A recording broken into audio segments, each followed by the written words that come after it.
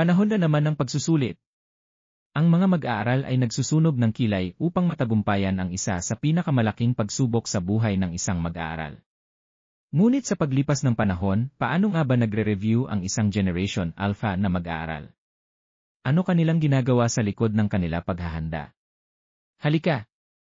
Tunghayan natin. Unang senaryo, bubuhatin nila ang lahat ng kanilang libro or kaya notebook na animoy lahat ay kaya nilang basahin sa isang upo lang. Ngunit pagkaupo lang, i-chat-chat ang kaklase kung ano ang unang pagsusulit. Di pa nakontento tatawag pa sa kaklase.